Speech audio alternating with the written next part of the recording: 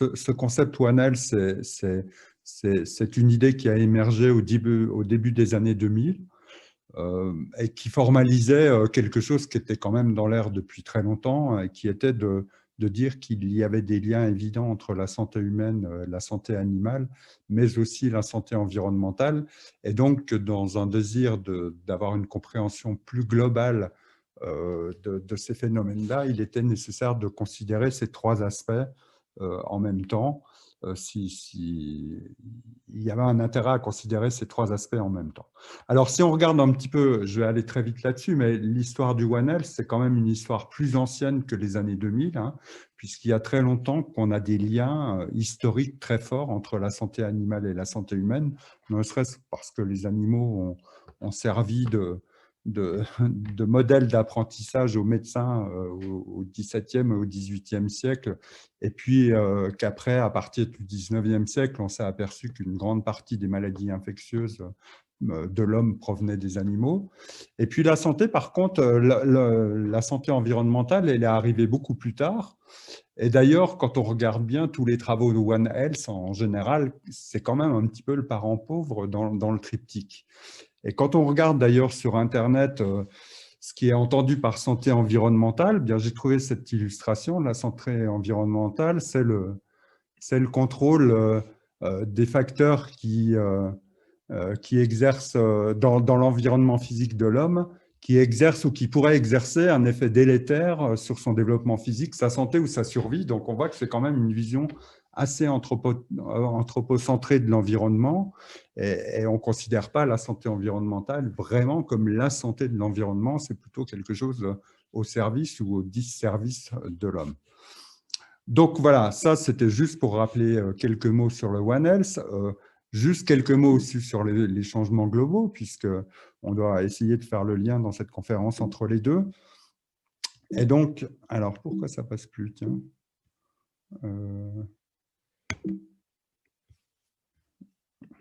Bon, je vais les passer comme ça. Voilà. Et donc, bon, bah, les changements globaux, je vais juste faire un rappel très général. Bon, on sait que ce qui nous arrive actuellement est lié à l'augmentation des populations humaines, et au-delà de l'augmentation des populations humaines, surtout est lié à nos modes de vie, à l'hyperconsommation d'une partie de la population humaine sur Terre. Et ces changements globaux, ils se traduisent notamment par des changements au niveau climatique, qu'on résume trop souvent à l'augmentation des températures, mais il y a bien d'autres choses dans les changements climatiques, notamment la fréquence et l'intensité des événements extrêmes. Ces changements globaux, ils se traduisent aussi par des changements dans l'occupation des sols, qui sont liés en grande partie soit au développement des zones urbaines, mais surtout au développement des zones agricoles, qui vont par exemple entraîner de la déforestation.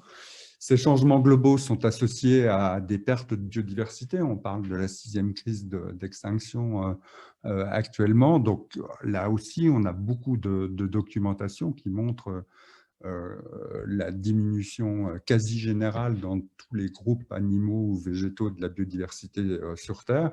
Et puis l'augmentation des pollutions, que ce soit les pollutions du sol, de l'air ou de l'eau, et puis naturellement l'interaction entre tous ces processus.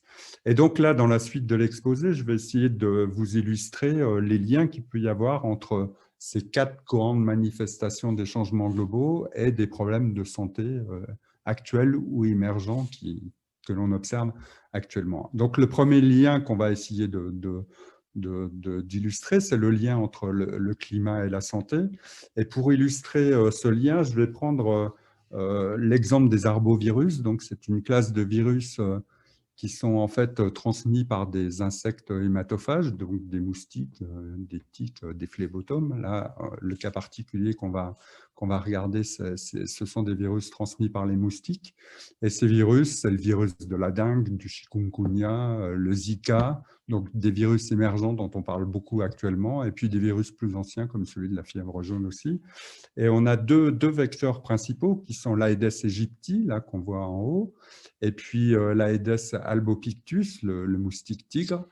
Et il y a un travail très intéressant qui a été publié l'année dernière sur l'étude de l'aire de répartition et la période d'activité de ces deux vecteurs, de ces virus, en fonction de scénarios changement climatique des scénarios qui sont habituellement retenus.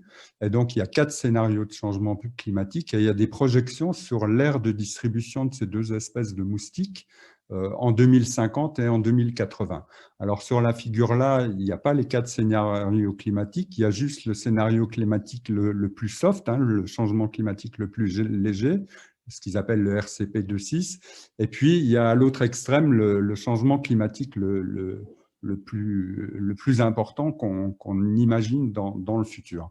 Et si vous regardez l'aire de répartition de ces 2 moustiques, eh bien, on voit qu'effectivement, avec le réchauffement, enfin, avec ces changements climatiques, on a une extension de l'aire de répartition. Là, c'est la période actuelle.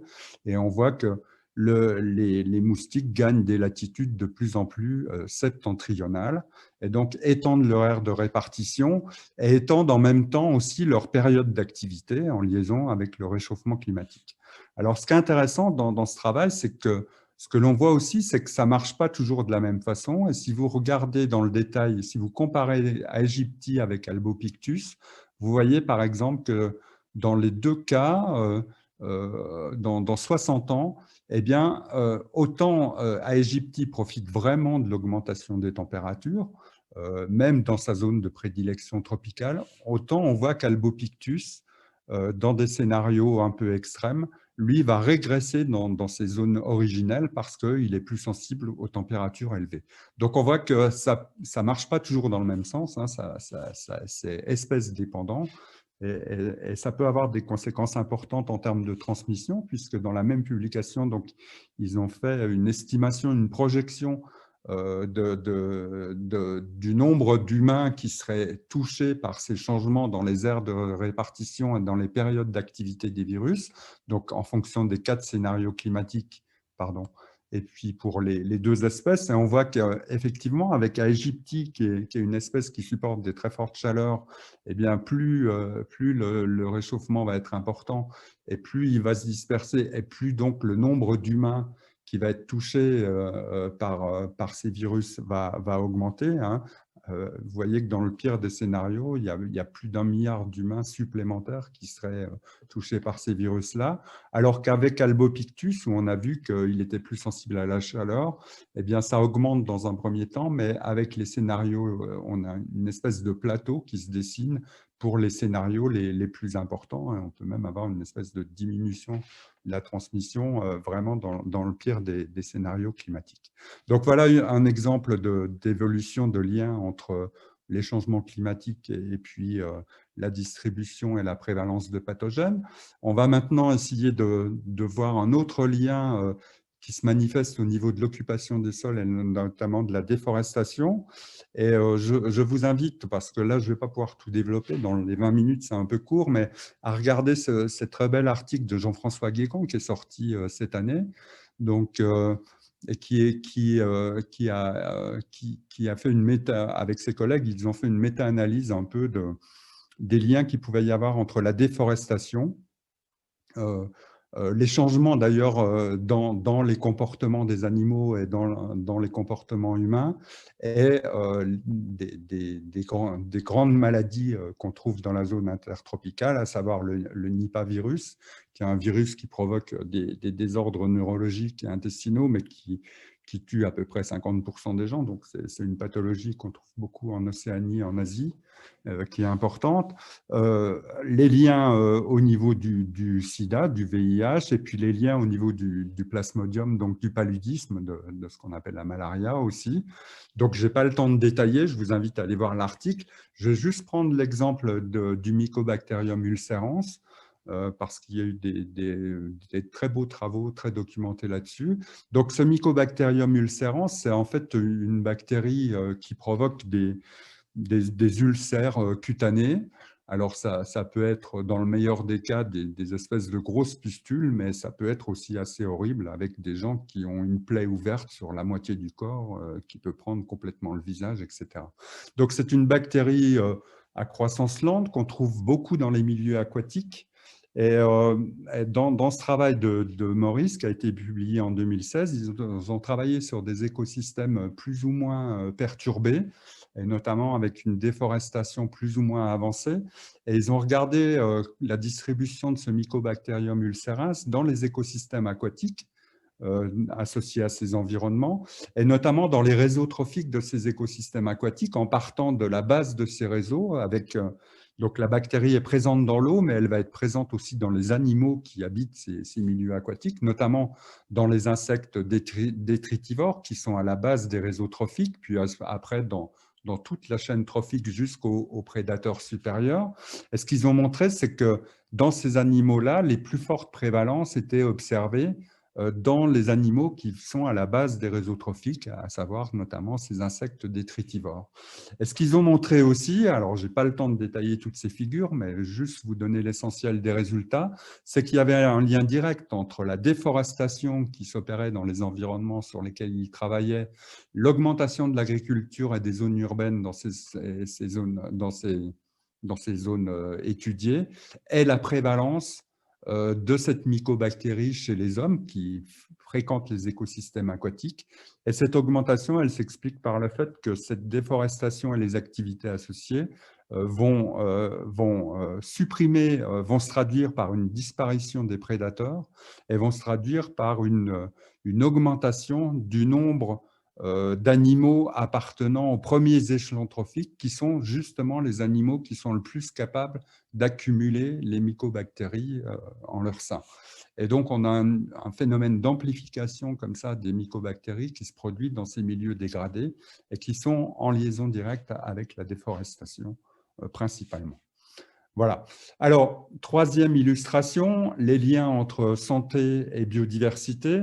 Alors là, c'est probablement sur ces liens-là où on trouve le plus de bibliographie, en tout cas, on en trouve pas mal. Et notamment, on trouve beaucoup de travaux autour d'une hypothèse qui s'appelle l'hypothèse de l'effet de dilution. Et cette hypothèse, en fait, c'est une hypothèse qui dit qu'un pathogène qui est capable de se retrouver chez de nombreux hôtes, sachant que chez ces nombreuses espèces potentiellement hautes, il y en a qui sont plus sensibles aux pathogènes et d'autres qui sont plus résistantes à ce pathogène. Donc, il y en a qui sont plus des impasses, quelque part parasitaires, et les autres qui sont plus des amplificateurs de ces parasites.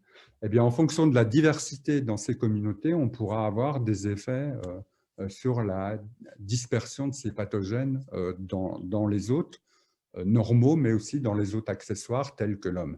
Et pour illustrer ça, j'ai pris l'exemple du virus du Nil occidental. C'est un virus qu'on retrouve normalement chez les oiseaux. Donc, il est capable de se retrouver chez de nombreuses espèces d'oiseaux, mais suivant les espèces, la sensibilité à ces virus va être plus ou moins grande. Donc, les corbeaux, les geais vont avoir des charges virales plutôt assez importantes, alors que d'autres oiseaux, tels que les foulques, les cailles, les faisans, vont toujours avoir des charges virales moins importantes. Et donc, le virus, il circule grâce à un moustique. Et comme vous le savez tous, ces moustiques, ils ne sont pas hôtes spécifiques, c'est-à-dire que la plupart du temps, ils vont aller sur les oiseaux, mais ils peuvent aller aussi bien sur l'homme et sur le cheval, et comme ça, transmettre ce virus du Nil occidental à l'homme ou aux chevaux. Et dans un travail publié il y a une douzaine d'années par Swaddle, ce travail concernait donc cette question de la dispersion dans les populations humaines du virus du Nil occidental. Donc, c'est un travail qui avait été réalisé dans toute la partie est des États-Unis, donc depuis la Floride jusqu'à la région des Grands Lacs. Et dans ce travail, ils ont très clairement montré qu'on avait une relation négative entre l'incidence du virus dans les populations humaines et la richesse, c'est-à-dire le nombre d'espèces que l'on trouvait dans les populations d'oiseaux. C'est-à-dire que plus les communautés d'oiseaux sont riches, c'est-à-dire plus il y a d'espèces, et moins les populations humaines qui partagent les mêmes environnements vont être infestés par le virus du Nil. Et donc, ils expliquent cela par une régulation en fait, des populations d'hôtes sensibles, donc ceux que j'ai qualifiés précédemment comme le corbeau, le geais, le moineau. Et en fait, cette hypothèse de dilution, elle a été montrée sur d'autres modèles, notamment un modèle qui nous touche plus particulièrement, puisqu'en France, on trouve ce pathogène, c'est la maladie de Lyme, qui est due à une bactérie à une bactérie Borrelia et qui est transmise par les tiques. Et dans un très beau travail qui date d'une vingtaine d'années aux USA, il avait été montré aussi qu'en fonction de la diversité des vertébrés sauvages qu'on trouvait dans les populations, dans les forêts américaines, eh bien, l'incidence chez l'homme était plus ou moins forte. Et c'est de là qu'était née d'ailleurs cette hypothèse de l'effet de dilution. Donc ça, il y a pas mal de travaux qui montrent que ça fonctionne dans un certain nombre de cas, mais ça ne fonctionne pas pour tout naturellement. Et puis le quatrième volet, donc maintenant dont je vais vous parler, je regarde le temps, ouais. C'est le volet pollution et en fait ça va englober un peu les autres volets. Alors je vais y passer un petit peu plus de temps parce que c'est un modèle sur lequel je travaille. Je vais vous parler de cyanobactéries et je vais vous parler d'écosystèmes aquatiques. Alors, vous allez voir que progressivement, on va relier ça avec des questions de santé. Alors, juste pour comprendre le problème, vous savez certainement que dans les lacs, à la base des réseaux trophiques, on trouve ce qu'on appelle le phytoplancton, c'est-à-dire des micro-organismes photosynthétiques qui sont capables, par la photosynthèse, de transformer le carbone inorganique, le CO2, en carbone organique, qui va servir ensuite de carburant à tous les réseaux trophiques des milieux aquatiques. Et donc, cette transformation, elle est effectuée par ces micro-organismes photosynthétiques. Et en fait, le développement et la biomasse de ces micro-organismes photosynthétiques dans les lacs va dépendre principalement de la quantité de phosphore et d'azote qui sont présents dans les lacs, parce que ce sont les deux éléments limitants, le reste n'étant pas considéré comme étant limitant. Donc, dans un lac comme le lac d'Annecy, où la disponibilité en phosphore et en azote est très réduite, on a une biomasse phytoplanctonique très faible, ce qui permet d'avoir cette couleur bleue et une transparence des eaux très importante dans le lac. Et si on regarde au microscope, on a une diversité phytoplanctonique qui est généralement assez élevée. À l'inverse, si vous prenez l'autre extrême, donc là, pour vous donner un autre idée, quand je dis une biomasse faible, on compte ça en quantité de chlorophylle. Quand on a 5-6 microgrammes de chlorophylle par litre d'eau dans le lac d'Annecy, c'est déjà quelque chose d'important. Si vous allez en Chine, là, pas loin de Shanghai, dans le lac Théou, donc vous voyez qu'en vue aérienne, ça ressemble à peu près, sauf que la couleur n'est pas la même, eh bien, c'est un lac qui est fortement pollué par le phosphore et l'azote. Et là, on a une biomasse phytoplanctonique très élevée qui donne cette coloration verte à l'eau. Alors, quand je dis très élevée, on peut être à 300-400 microgrammes de chlorophylle par litre. Hein. Donc, rapporté au 5, vous voyez que ça fait quand même une différence importante. Et en plus, si on regarde au microscope cette communauté phytoplanctonique, on se rend compte qu'elle est totalement dominée par des micro-organismes photosynthétiques, mais particuliers, qui sont les cyanobactéries, donc qui sont des prokaryotes photosynthétiques. Hein. Ce serait bien qu'ils coupent leur micro. Et donc, voilà, est totalement dominée par ces micro-organismes-là. Et il se trouve que ces cyanobactéries, elles sont capables de produire un certain nombre de métabolites toxiques pour l'homme, dont les microcystines. Donc, on peut avoir des niveaux de microcystines très élevés dans ces milieux perturbés, alors que dans des milieux comme ça, peu perturbés, on n'a jamais de microcystine. Donc, on va voir maintenant plus précisément quel lien il peut y avoir entre la dégradation de l'environnement et les problèmes de santé qui sont liés à ces cyanobactéries, à travers l'exemple du lac Victoria, qui est un lac sur lequel on a beaucoup travaillé ces dernières années, qui est situé aux confins du Kenya, de l'Ouganda et de la Tanzanie, en Afrique de l'Est, un lac immense, hein, qui est aussi grand que la région centre en France, et vous voyez qui comporte de nombreuses baies et golfes sur tout son pourtour. Et c'est un lac qui s'est dégradé à la fin du siècle dernier, qui s'est eutrophisé, c'est-à-dire qui s'est enrichi en phosphore et en azote. Et le résultat, il a été comme partout. On a des développements de prolifération de cyanobactéries, comme vous pouvez le voir ici ou ici, qui s'opèrent notamment dans les baies, dans ces baies et dans ces golfes qui sont plus ou moins fermés. Alors, il y a beaucoup de travaux qui ont été faits sur ce lac, qui est un lac emblématique hein, dans le monde. C'est le deuxième plus grand lac du monde, hein, qui donne naissance au Nil. Hein. On voit une illustration ici. Il y a beaucoup de travaux qui ont été faits et on a fait une synthèse bibliographique qu'on a publiée l'année dernière sur les liens qu'il pouvait y avoir entre l'augmentation de la densité de population humaine autour du lac et le développement des cyanobactéries qui s'y passait. Et cette augmentation de la densité humaine, elle est illustrée par cette figure où on voit que plus c'est rouge, plus on part des années 60, on va jusqu'aux années 2000 et on voit bien que c'est un lac qui a été fortement anthropisé en 40 ans, qui sont liés aux conflits qu'il peut y avoir dans les pays limitrophes, qui sont liés au fait que c'est une source de protéines importante, notamment à travers la perche du Nil qui a proliféré dans ces années-là. Et donc, ça a attiré beaucoup de populations. Et si on regarde les mécanismes qui ont conduit à l'eutrophisation du lac et au développement de cyanobactéries, on s'aperçoit qu'il y a eu 3 grands types de mécanismes. D'une part, une augmentation de la demande alimentaire, légitime pour nourrir les populations, qui s'est traduite par une déforestation quasi générale de tout le bassin versant du lac, ce qui se traduit par dans des climats très chauds comme ça, avec des sols très fragiles comme on a dans les milieux tropicaux, par des émissions de poussière en quantité très importante qui constituent la principale source de phosphore et d'azote dans le lac principal. Ça se traduit par de la déforestation, par de la mise à nu des sols. Et quand on a des fortes précipitations, comme il peut y avoir en climat équatorial comme ça, par du ruissellement et donc de l'érosion et du transport de matières organiques et de nutriments qui vient, là encore, enrichir le lac, mais aussi les baies et les golfs autour du lac. Et puis, ça s'est traduit par une augmentation de l'activité de pêche, qui a sans doute eu des conséquences d'ailleurs sur la perche du Nil, qui est une espèce qui s'est développée en même temps que l'eutrophisation. Perche du Nil qui a considérablement perturbé les réseaux trophiques et sans doute indirectement favorisé aussi les cyanobactéries. À côté de ça, l'augmentation des populations humaines, elle s'est traduite aussi par une demande en habitat. Et cette demande en habitat, que ce soit de l'habitat formel ou que ce soit de l'habitat informel, ce qu'on appelait avant les bidonvilles, elle a résulté dans la dégradation des zones humides. Toutes les rivières qui arrivaient dans ce lac étaient précédées par une zone humide, des vastes, vraiment immenses zones humides, peuplées de papyrus comme ça, qui ont été détruites à 50% pratiquement, notamment par l'installation d'habitats informels ou par des troupeaux qui venaient paître dans ces zones humides.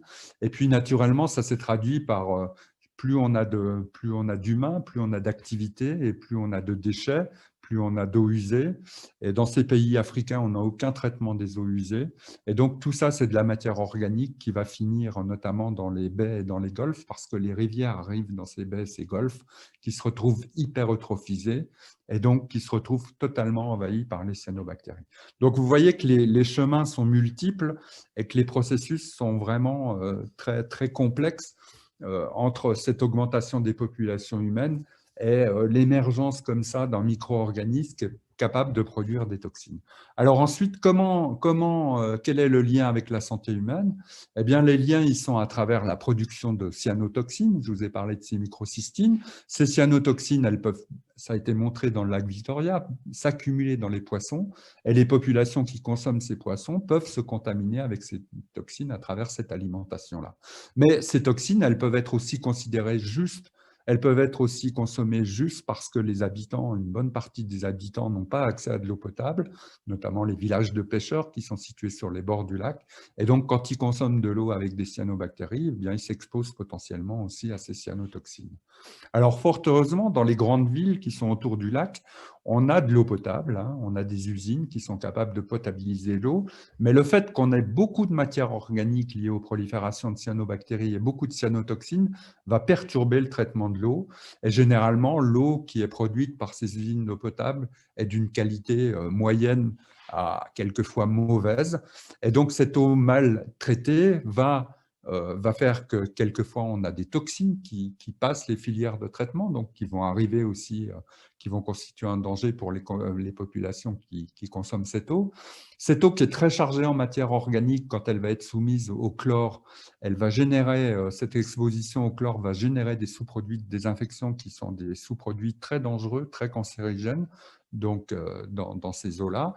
Et puis, une eau maltraitée, c'est une eau qui contient du carbone.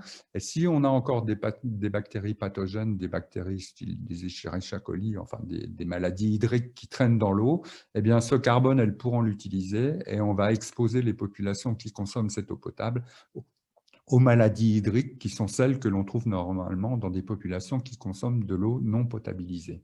Alors, le dernier effort, le dernier lien entre ces proliférations de cyanobactéries et la santé, c'est aussi que les perturbations du traitement de l'eau vont avoir deux conséquences qui vont aussi être très délétère. D'une part, ça augmente le prix de l'eau, parce que quand vous devez traiter de l'eau qui est pleine de cyanobactéries, vous allez devoir mettre plus d'agents floculents, par exemple. Donc, si le prix de l'eau augmente dans des pays où les populations sont pauvres, ces populations se tournent vers de l'eau non traitée parce qu'elles n'ont pas les moyens de payer l'augmentation. Elles vont donc s'exposer aux toxines, aux maladies hydriques, etc.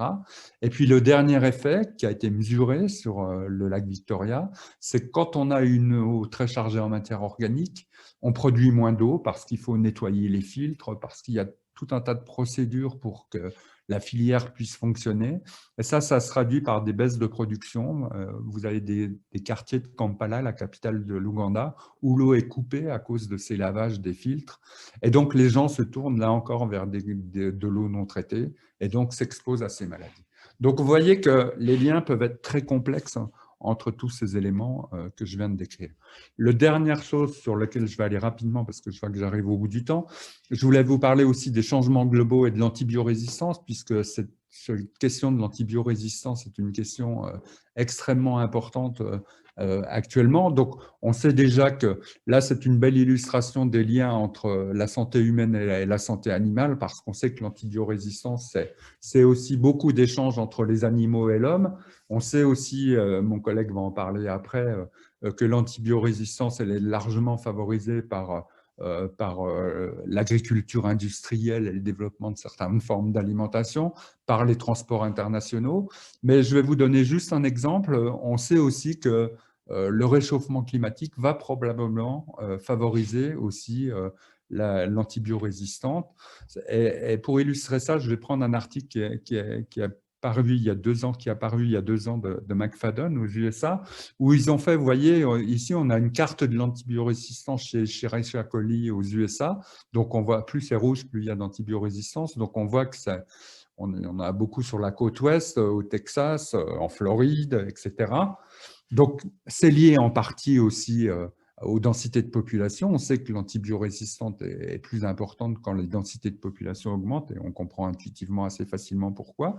Mais ce qui est intéressant, c'est qu'ils ont pu montrer qu'il y avait aussi un lien entre l'antibiorésistance et la moyenne des températures minimales sur les 30 dernières années, à savoir que vous voyez que les deux cartes se superposent bien, donc on a plus d'antibiorésistance dans les zones les plus chaudes.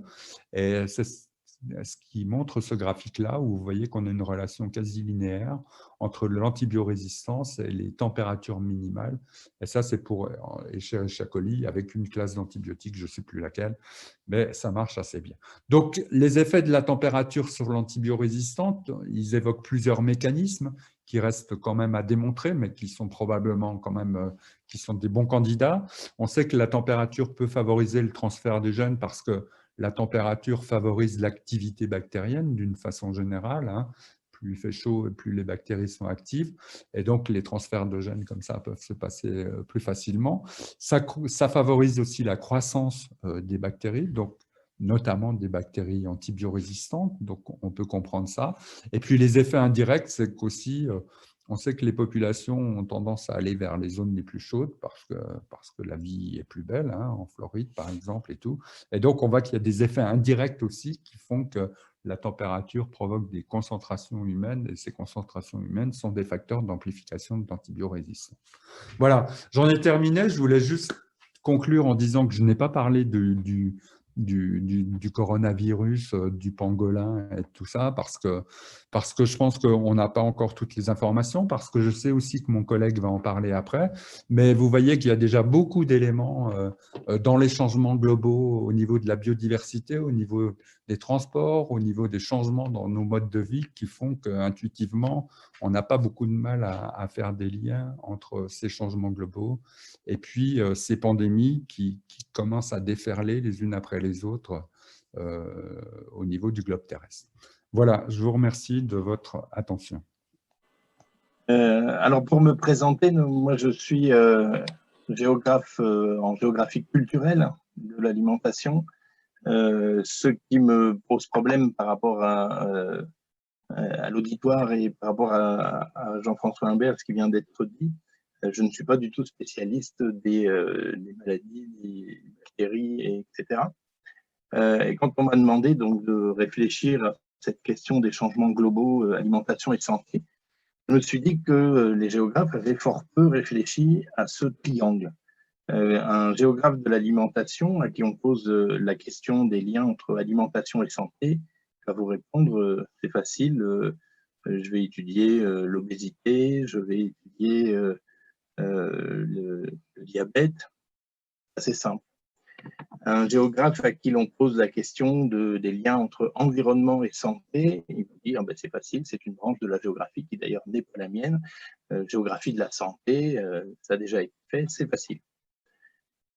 Un géographe à qui on demande de réfléchir sur les liens entre alimentation et environnement, il va trouver plein de choses sur la déforestation, on vient d'en parler, j'en reparlerai tout à l'heure, la consommation d'eau, par exemple, les conflits pour l'eau, pour les cultures d'amandes en Californie ou d'avocats au Mexique. Mais quid du triangle alimentation, santé humaine et environnement? Je me suis dit que la Covid était peut-être l'occasion d'essayer de réfléchir à ce triangle, d'autant qu'il y a eu beaucoup de publications récentes, et c'est pour ça que je me permets de mettre cette petite biblio en ordre chronologique, qui invite à le faire. Le livre de Morand, grand public, L'homme, la faune sauvage et la peste, l'article Crise environnementale et sanitaire, maladie de l'Anthropocène qui appelle à refonder notre système alimentaire des collègues Duru et Lebras, qui vient d'être mis en ligne dans les cahiers d'agriculture le 24 novembre 2020. Tout ceci montre qu'il y a peut-être à penser à nouveau frais ce triangle alimentation, santé humaine et environnement. Bien sûr, comme l'a dit Jean-François il y a quelques minutes, on manque de recul. Il y a beaucoup de points d'interrogation. Donc, je ne vais pas me lancer dans la question de savoir qui de la chauve-souris ou du pangolin et lequel, en plus, quel pangolin et quelle chauve-souris a transmis ou aurait transmis le coronavirus à l'humain. Moi, je m'intéressais peut-être plutôt à ces flèches rouges ici, qui sont les flèches humaines. Je vais essayer de prendre le problème dans l'autre sens. Peut-être qu'en fait, au lieu de rentrer par les changements globaux, les changements climatiques, les changements environnementaux, la déforestation, etc., il faut peut-être rentrer par les changements globaux dans l'alimentation. Évidemment, je suis plus à l'aise dans ce domaine puisque c'est mon sujet de recherche, c'est mon sujet de prédilection. Alors, les changements globaux, ça va nous permettre de voir qu'en fait, ce sont peut-être nos échanges alimentaires, notre système alimentaire qui est à l'origine de l'émergence de crises sanitaires, et je prendrai l'exemple de la Covid-19, ceci pour disculper un peu le pangolin et pour accuser, vous l'avez compris, l'homme. Alors je vais essayer donc, comme j'ai dit, de renverser la problématique et de voir comment les changements globaux dans les régimes alimentaires, l'occidentalisation des régimes alimentaires, la mondialisation des chaînes de valeur alimentaires a pu conduire à une consommation de faune sauvage qui aurait dû disparaître et qui au contraire a été non seulement maintenue, mais s'est répandue et à une échelle mondiale. Et donc, vous avez compris que c'est mon interprétation je ne suis pas le seul évidemment, du coronavirus, de la crise pandémique actuelle. Ensuite, dans une deuxième partie qui sera beaucoup plus courte, parce qu'en fait, elle recoupe un peu ce qu'a dit M. Imbert juste avant, j'essaierai de vous montrer que j'ai enfin compris ce que c'est que la biodiversité. Grâce à cette crise, biodiversité que les géographes enseignent évidemment à leurs étudiants, mais lorsqu'on est en géographie culturelle, on n'a pas forcément une vision de la biodiversité qui est celle de l'écologue.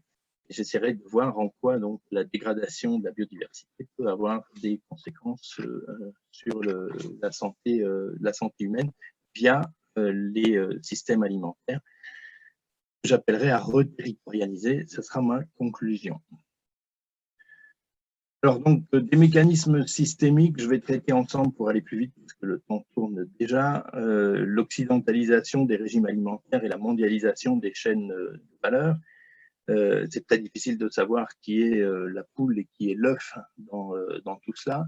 Je m'appuie sur les travaux de John Kenney ici, qui a proposé une petite illustration qui montre comment la convergence des régimes alimentaires vers une occidentalisation qui conduit donc à une augmentation de la consommation de viande, de graisse, de sucre, une alimentation plus salée. Je ne rentre pas dans ces détails qui sont en général bien connus, et lié et dû à des facteurs à la fois socio-économiques, socio-politiques, mais surtout à une libéralisation du marché et donc à ce que je vais appeler la mondialisation, ce qu'on appelle la mondialisation des chaînes de valeur alimentaires. Et de l'autre côté, c'est lié également au développement de l'industrialisation alimentaire, de l'industrialisation de nos aliments et de les changements globaux dans la distribution, une distribution de plus en plus fragmentée entre différents intermédiaires qui font que du champ à l'assiette, on ne sait plus exactement où est passé l'aliment. Et puis au niveau des conséquences à la fois sur la biodiversité, l'environnement, les émissions de gaz à effet de serre, le stock de poissons dans la mer, etc. Et également sur la santé. Mais vous voyez que ce penseur donc, de l'alimentation ne met pas de flèche, ne fait pas de lien entre les diverses conséquences. D'un côté, les conséquences sur la santé, de l'autre côté, les conséquences sur l'alimentation. Alors, j'avance, je ne vais pas commenter toutes mes diapos de façon à gagner un petit peu de temps. Alors, pour moi, donc, le changement global sur lequel je voudrais insister, c'est celui fondamentalement de l'explosion des chaînes de valeur mondiales alimentaires. Explosion, ici sur cette diapo, je vous redéfinis ce qu'on appelle une chaîne de valeur alimentaire. Ce qui compte surtout, c'est la fin du texte ici, découpage et dispersion géographique des activités. C'est pas propre à l'alimentation, hein, c'est valable aussi pour nos téléphones, nos vélos, nos voitures, mais là, c'est exactement la même chose dans l'alimentation que dans notre téléphone. L'exemple que je prends ici du jus d'ananas est assez simple, mais quand vous parlez de produits beaucoup plus élaborés, ça fonctionne exactement de la même façon. Donc, les différentes matières premières viennent de partout dans le monde, sont assemblées partout dans le monde et diffusées partout dans le monde. Avec donc un accroissement de ces échanges, ce que montre le graphique de gauche, qui a connu un véritable boom dans les années 90. Ça n'est pas complètement nouveau, hein, c'est la mondialisation des échanges qui explique la mise en place de ces chaînes de valeur mondiales alimentaires, mais elles se sont vraiment accrues dans la dernière décennie du XXe siècle. La question est de savoir si, après la crise de 2008 qui a engendré une baisse de ces échanges, on va connaître une nouvelle hausse ou au contraire une baisse qui pourrait être durable, liée peut-être au renchérissement du coût du transport, au renchérissement des contrôles, si contrôle il devait y avoir, ne serait-ce que pour des questions sanitaires. Alors, quelques cartes pour essayer de fixer les esprits sur les exportations de produits agricoles et alimentaires qui vont spatialiser ces chaînes de valeur mondiales. Le corollaire sur lequel je n'aurai pas le temps de m'étendre, mais qui est évidemment très important pour l'environnement et pour les sociétés, c'est la fin de terre, fin FAIM, les achats de terres, les opérations main basse sur les terres qui se développent dans le monde. On pourrait y revenir si vous avez des questions sur cet aspect des choses. Cette explosion des chaînes de valeur mondiales alimentaires ne va pas sans paradoxe. Alors, je ne prends qu'un seul exemple, mais qui en aurait une foultitude. Le porc français La France importe 25% de sa consommation, notamment les jambons, et elle exporte 30% de sa production de porc, notamment la poitrine et les abats sont moins appréciés des Français. Donc, vous voyez qu'il y a du chemin à faire avant la reterritorialisation. On met nos aliments sur les routes, sur les bateaux, parfois dans les avions, certains, ce qui peut sembler paradoxal.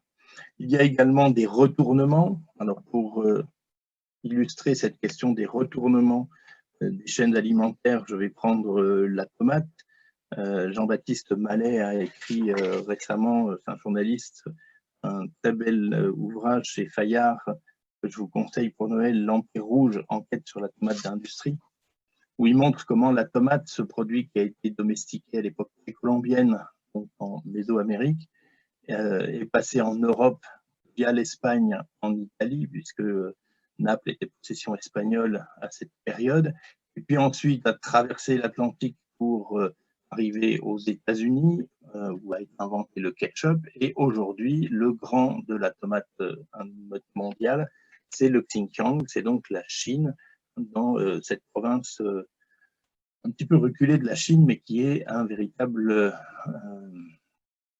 pôle agroalimentaire pour toutes les exportations chinoises. Alors voilà quelques documents qui montrent ce retournement. 70% de la tomate, notamment sous forme de concentré de tomate d'Afrique, vient aujourd'hui de Chine. Et puis, alors, on en a parlé tout à l'heure, je vais me faire taper sur les doigts, je vais essayer de défendre le Nutella. La chaîne de valeur du Nutella. Alors pourquoi je dis défendre le Nutella? D'abord parce que c'est un très bel exemple, très pédagogique, pour expliquer ce que c'est qu'une chaîne de valeur alimentaire mondiale. C'est l'OCDE elle-même qui en parle. Vous voyez que j'ai pris ce document dans les documents de l'OCDE. Alors c'est très simple, donc dans un pot de Nutella où il n'y a pas grand-chose d'autre que du sucre, de l'huile de palme, des noisettes et du cacao. Et si vous prenez le sucre et le gras, vous avez les 3/4 d'un pot de Nutella. Les ingrédients du Nutella sont rapatriés dans les usines de production en provenance de plusieurs pays différents dans le monde et de manière très bien organisée. La noisette vient de Turquie, le sucre est brésilien, le Nigeria fournit le cacao et la Malaisie l'huile de palme. Et pour le goût, un petit peu de vanilline de synthèse, bien sûr, de Chine. Alors, vous avez ici l'ampleur du phénomène, ça c'est la consommation de Nutella dans le monde. Je n'ai pas le temps de commenter tout ça, pour dire simplement que ça augmente. Alors, est-ce que ce mécanisme pose un problème à la fois pour l'environnement et pour la santé humaine?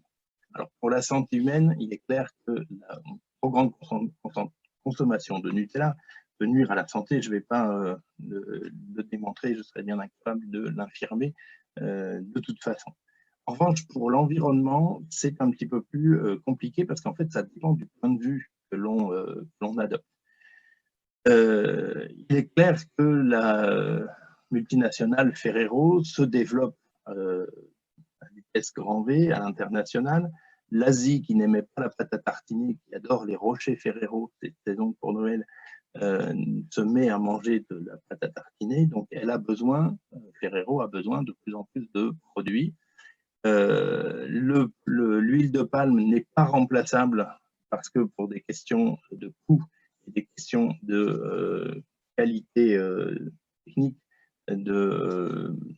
du produit, Ferrero a déjà fait des tentatives de changer d'huile, mais ça n'est soit pas rentable, soit ça ne donne pas le même produit. Et cette huile de palme est, comme vous le savez, un produit tropical très strictement inféodé à certaines zones. Donc, le premier producteur, c'est la Malaisie et l'Indonésie pour le monde et pour Ferrero en particulier. 87% de la production mondiale vient de l'Indonésie et de la Malaisie. Alors pourquoi est-ce que je vais essayer de défendre l'huile de palme? Je vais prendre le point de vue de l'Indonésie et de la Malaisie. Pourquoi interdit-on à ces pays de développer des cultures agricoles très rentables? Vous voyez que le rendement à l'hectare de l'huile de palme est infiniment supérieur à celui du colza. Donc pourquoi est-ce qu'on permettrait le colza, notamment aux États-Unis, et on ne permettrait pas l'huile de palme en Indonésie, en Malaisie?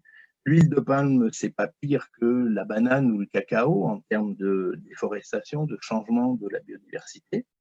Et la Malaisie va répondre à la question de la disparition de la forêt primaire par le label RSPO, un label donc garantit, et évidemment Ferrero s'engouffre là-dedans, garantit que les palmiers à huile ne sont pas plantés à la place de la forêt primaire, mais à la place de forêts déjà dégradées. Si on prend maintenant le point de vue de Ferrero et des autres firmes multinationales alimentaires qui utilisent l'huile de palme, elles vont vous dire « mais pourquoi on nous tape toujours dessus alors que l'alimentation utilise de moins en moins d'huile de palme ?» J'ai des chiffres ici qui s'arrêtent en 2014. Vous voyez déjà la tendance 2010-2014, ça continue à baisser, alors que l'huile de palme, l'essentiel de l'utilisation de l'huile de palme est dans l'industrie et notamment dans le biodiesel, et spécialement en Europe. Donc, pourquoi est-ce qu'on tape sur les multinationales alimentaires plus que sur les producteurs industriels de carburant? Le dernier argument des Malaisiens, c'est la santé. Ils sont aidés en cela par les Américains, qui interdisent aujourd'hui les gras trans. Et précisément, il y a très peu de gras trans dans l'huile de palme, beaucoup moins que dans le beurre, par exemple, ce qui est un argument. Quand vous allez en Malaisie, vous trouvez régulièrement ce genre de publicité vous disant qu'il faut vous mettre à l'huile de palme parce que c'est très bon pour la santé. Alors bien sûr, Ferrero va s'engouffrer là-dessus, là-dedans. Il est clair qu'à l'échelle locale, on peut à l'évidence montrer que pour la biodiversité, les cultures d'huile de palme, c'est mauvais pour l'environnement.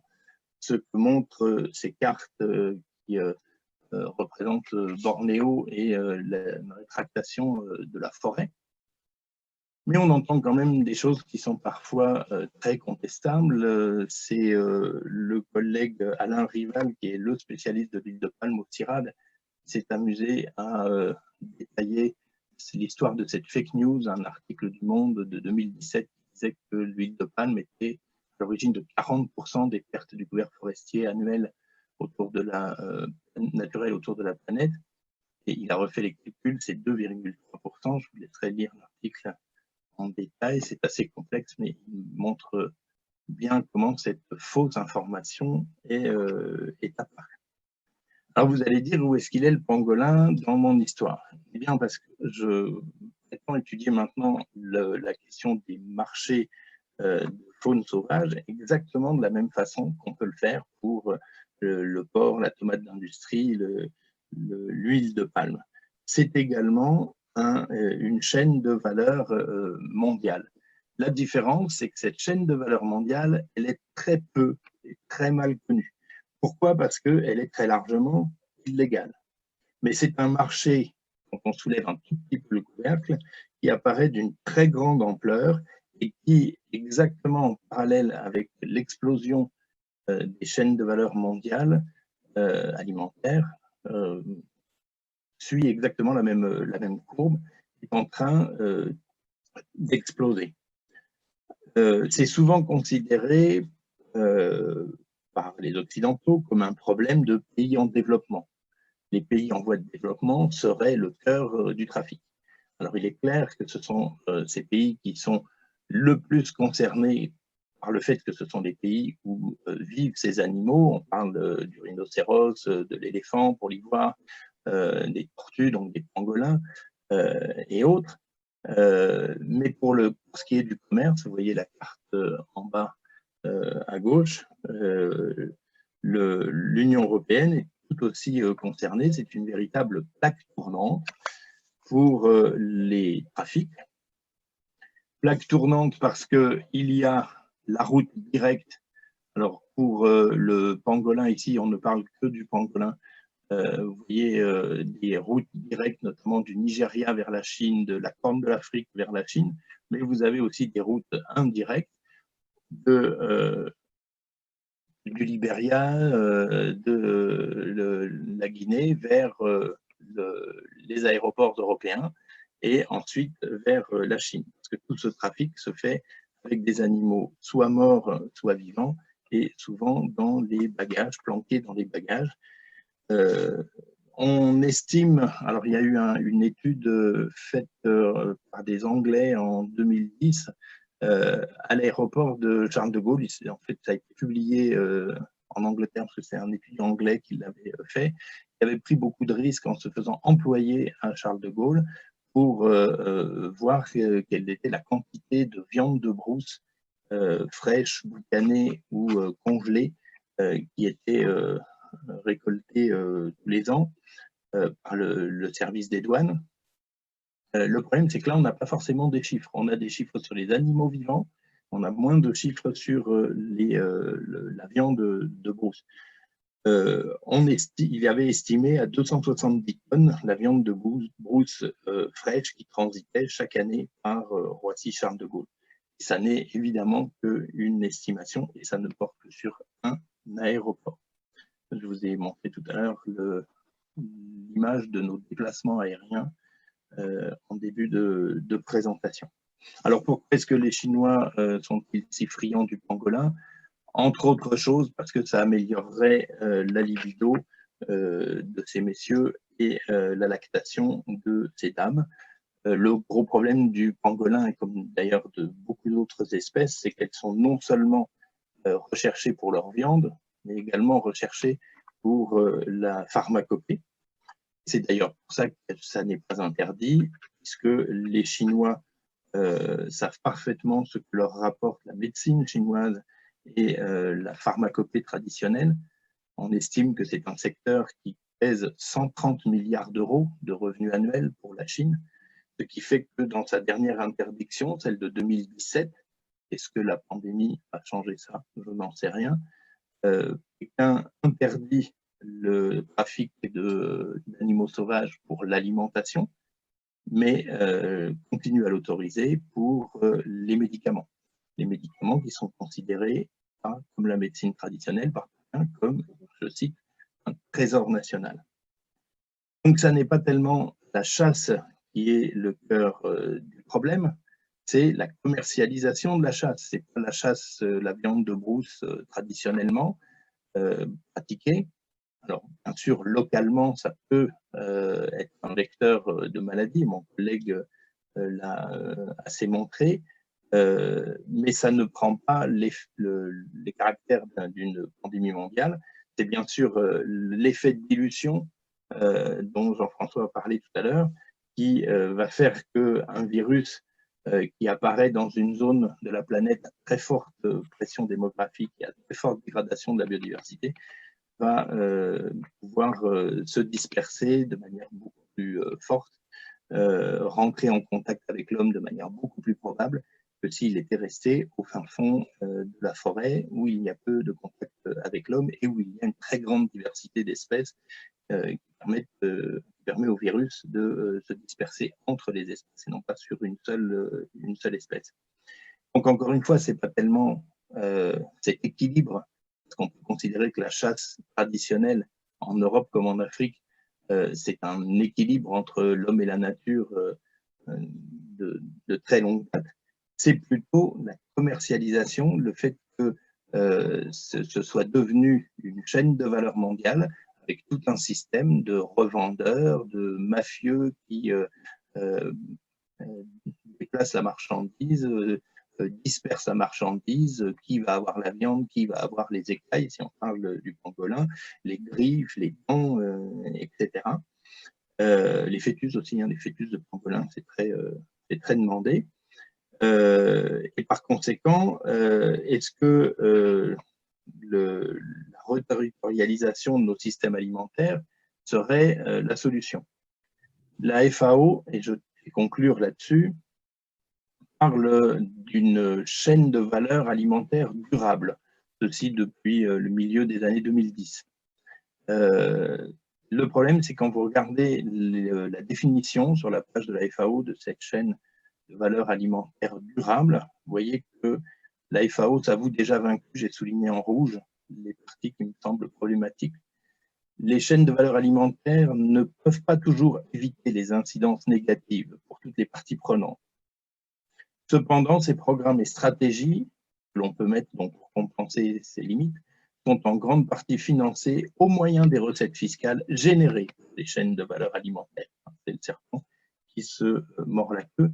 Par conséquent, je pose la question de savoir si le développement de chaînes de valeur alimentaire durable, DCVAD, la FAO a le secret des acronymes. Est-ce que c'est un vœu pieux ou est-ce que c'est véritablement une solution? Est-ce qu'on peut démondialiser l'alimentation?